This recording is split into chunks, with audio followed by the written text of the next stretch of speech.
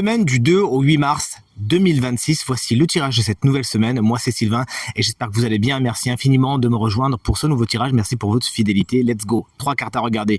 La première, sans aucune surprise, la carte correspondant à votre signe solaire. La deuxième, celle correspondant à votre ascendant. Et la troisième, mais pas des moindres, celle correspondant à votre signe lunaire, afin d'avoir davantage de renseignements et davantage de conseils.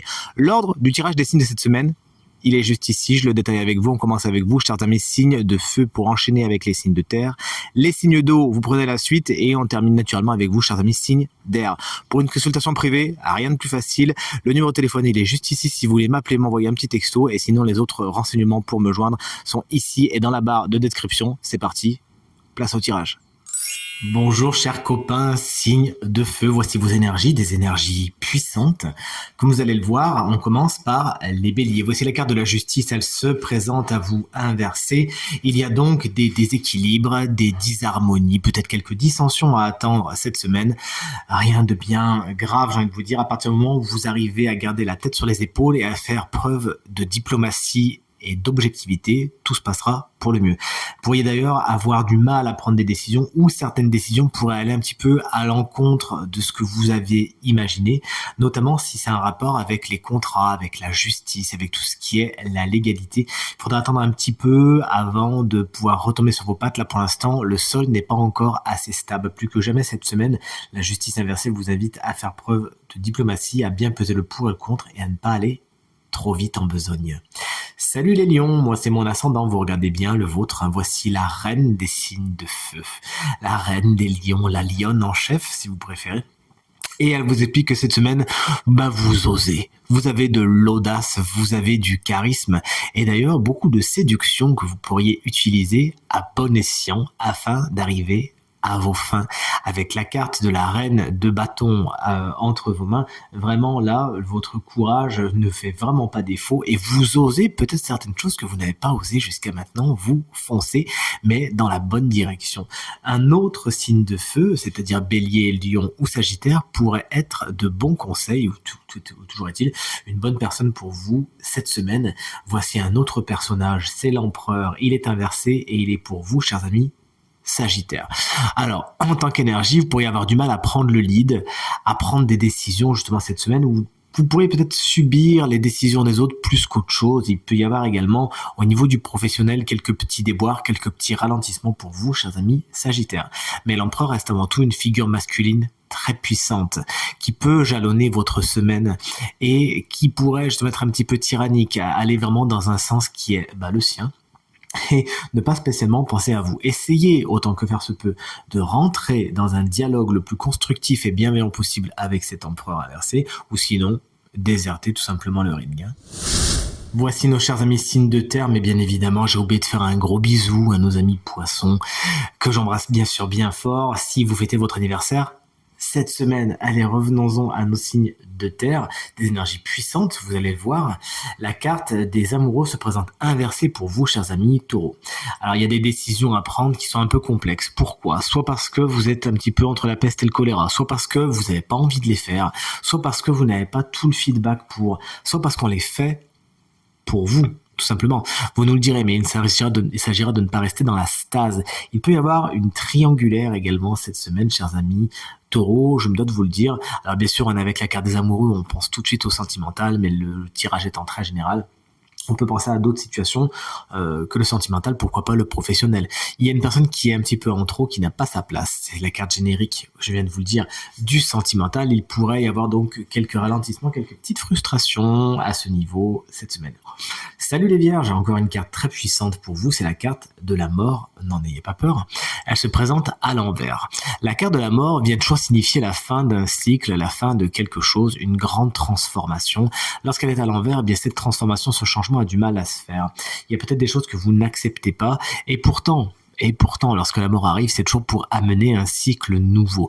Donc, si vous mettez de la résistance, si vous mettez des bâtons dans les roues du chariot de la mort, eh bien malheureusement, les choses vont prendre plus de temps que prévu pour se renouveler. Donc, plus que jamais, embrassez le changement, embrassez la transformation et tout se passera pour le mieux. Pour certaines vierges, justement, de grands changements, de grandes transformations pourraient vous perturber cette semaine. Et enfin, vous voici, chers amis Capricorne, avec une carte délicate qui est celle du 8 d'épée, mais qui super se présente à l'envers. Lorsqu'elle est à l'endroit, cette carte représente les prises de tête, les prises au mental, la charge mentale, tout ce qui est le stress et l'angoisse. Là, c'est goodbye. Vous vous rendez compte que vous avez tendance à vous faire des nœuds au cerveau vous-même cette semaine, et plus que jamais, vous allez vers la légèreté, vers le lâcher-prise. Vous ne laisserez rien ni personne vous rajouter de la charge mentale, mais au contraire, vous allez vouloir vivre des situations et des relations particulièrement sereines et zen, et on peut que vous encourager dans ce sens. On poursuit notre tirage avec les signes d'eau. Voici nos amis Cancer. Le valet d'épée se présente inversé pour votre semaine. Vous pourriez foncer vraiment avec une idée très précise en tête et vous êtes sûr et certain que c'est la bonne, mais vous manquez de technique, vous manquez de stratégie et peut-être même de background. Il vous manque peut-être certaines informations.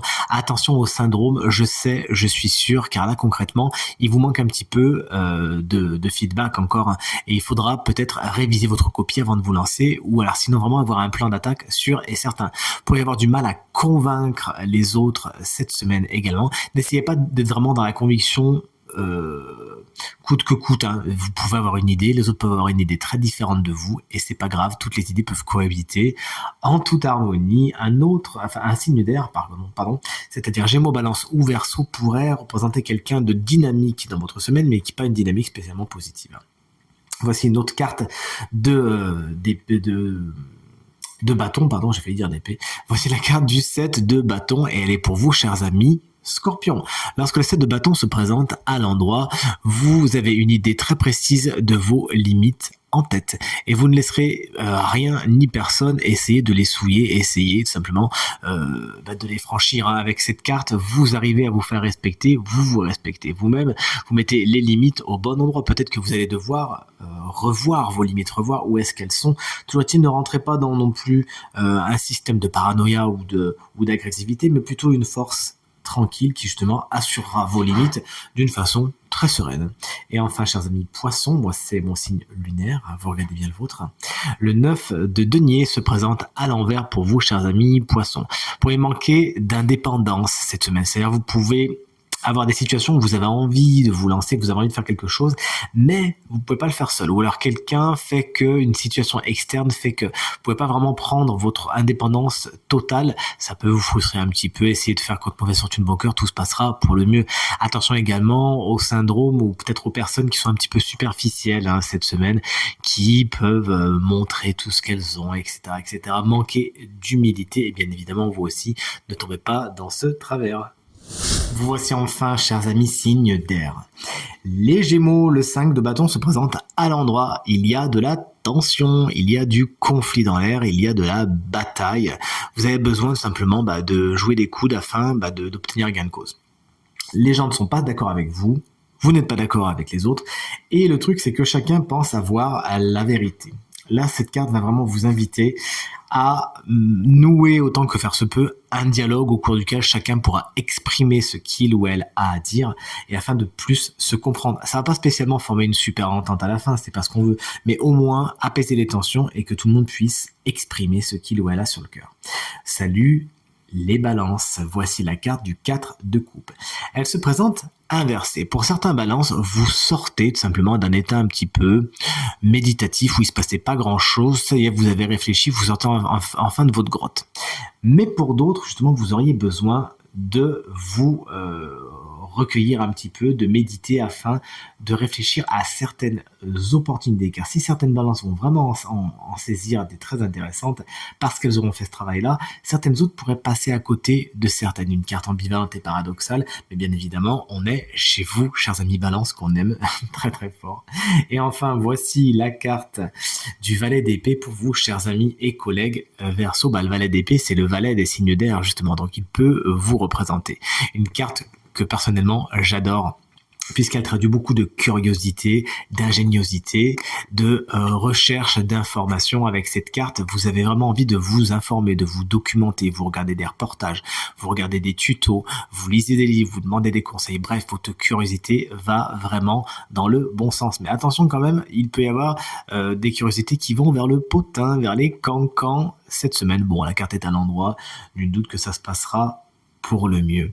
Ça peut également représenter un autre signe d'air, c'est-à-dire Gémeaux, Balance ou Verseau, souvent plus jeune que vous, qui pourrait être un ou une alliée cette semaine, quelqu'un qui pourrait dynamiser votre semaine, qui aura en tout cas une bonne importance. Terminons ce tirage en découvrant qui est le signe chance de la semaine qui bénéficiera d'un petit conseil supplémentaire. Eh bien, c'est vous, chers amis, Lion. Ce conseil fonctionne également si vous êtes ascendant Lion, comme moi, ou si vous avez le Lion en signe lunaire. On n'oublie pas votre chère reine de bâton qui vous conférait beaucoup d'audace, de séduction et de courage, de détermination. Cette semaine, voici accompagné de la carte de la mort. N'en ayez pas peur. D'ailleurs, je crois qu'il y a un autre signe qui l'a tiré, donc regardez bien si jamais vous l'avez en signe en ascendant ou en signe lunaire, ça peut vous concerner bien évidemment. La carte de la mort, elle vient vous inviter à terminer quelque chose, à clore un chapitre et pourquoi pas à avoir le courage et la détermination d'aller vers cette nouveauté, d'ouvrir de nouvelles portes, mais d'abord d'en fermer certaines. Lorsque la carte de la mort vient en conseil, vraiment c'est un appel à la fin, à oser terminer, à ne pas faire de résistance. Vous savez que c'est terminé, vous savez que c'est la fin, bon bah ça y est, ok, on peut passer à autre chose. En tant que conseil, elle vous dit, ne mettez pas les doigts dans un cycle qui naturellement est fait pour se terminer. Ne faites pas de résistance car sinon vous allez tout simplement retarder le nouveau cycle et la nouveauté justement. Reine de bâton qui en plus vient colorer tout cela. On vous aidera à avoir l'audace, la détermination et le courage de terminer certaines situations, même si vous n'êtes pas sûr de là où vous allez, mais d'avoir le courage de foncer, d'avoir confiance en vous de toute évidence. Ça va vous porter cette semaine et c'est tout ce que je vous souhaite. Tirage terminé. J'espère qu'il résonnera avec un maximum d'entre vous et vous permettra de passer la semaine la plus positive possible. C'est bien tout ce que je vous souhaite du fond du cœur. Merci infiniment pour vos encouragements, vos partages et vos commentaires qui me font vraiment très très plaisir. À nouveau, très belle semaine et à très bientôt. Salut!